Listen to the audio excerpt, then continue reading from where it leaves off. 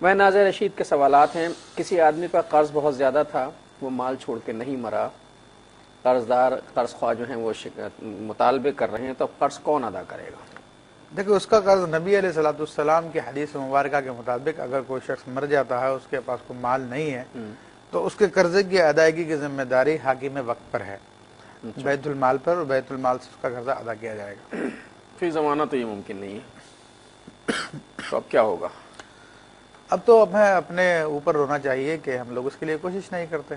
ہمارے یہاں بیت المال نام کا کوئی ایسا تصور نہیں ہے، اور کفالت جو ہے وہ اسٹیٹ کی ذمہ داری نہیں رہی ہے.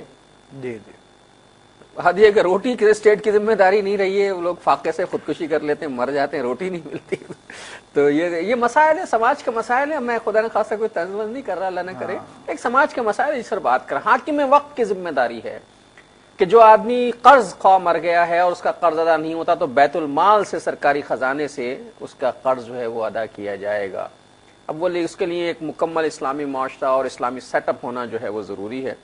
مکان ایک منزلہ تھا، دو بھائیوں میں یا اس میں بٹا ہوا تھا، اب اسے 2 منزلہ کر لیا ہے. جس وقت وہ وراثت بنی تھی تو سنگل تھا، اب ڈبل ہو گیا، اس کی قیمت بڑھ گئی ہے. تو اس کی جو وراثت تقسیم ہوگی وہ سنگل کی ویلیو کے حساب سے ہوگی، ڈبل کی ویلیو کے حساب سے ہوگی. دیکھیں یہ مسئلہ تھوڑا گمبھیر سا ہے.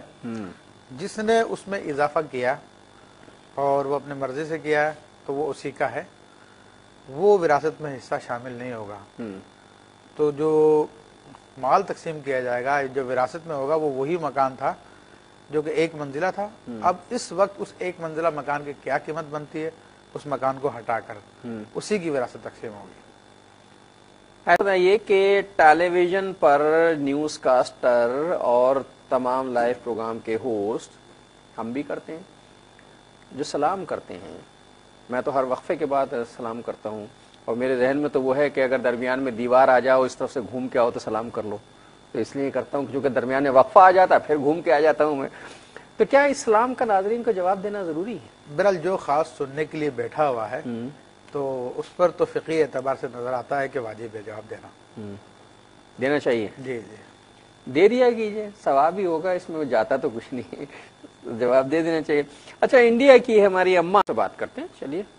اچھا ناظر رشید بہن کا سوال تھا کہ آیت سجدہ کا اگر ترجمہ پڑھا جائے، آیت تلاوت نہیں کی جائے، تو پھر بھی سجدہ واجب ہوگا؟ جی ہاں، تب بھی سجدہ واجب ہوگا. ترجمہ پڑھنے کا بھی وہی حکم ہے، سننے کا بھی وہی حکم ہے. اچھا سلام. اچھا کبھی ایسا ہوتا ہے کہ ہم سجدہ تلاوت والی آیتیں پڑھ رہے ہیں، سجدے والی، اور وہ وقت سجدہ کرنے کا نہیں ہے، یا یہ کہ ہم قرآن حکیم تلاوت کر رہے ہیں اور یہ سجدے کے لیے اٹھنا اور پھر وہ پورا سیٹ کرنا، تو کیا مؤخر کیا جا سکتا سجدے کو؟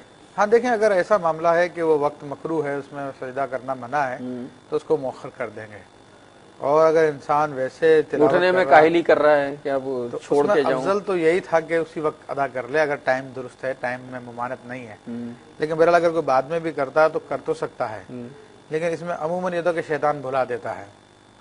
یہ تو ہوتا ہے، میں بھی بھولا ہوں کئی مرتبہ، اور پھر بعد میں یاد آتے ہیں تو پھر احتیاطاً زیادہ کر لیتے ہیں، پتہ نہیں کون سا بھول گئے تھے، کتنے بھول گئے تھے، وغیرہ وغیرہ.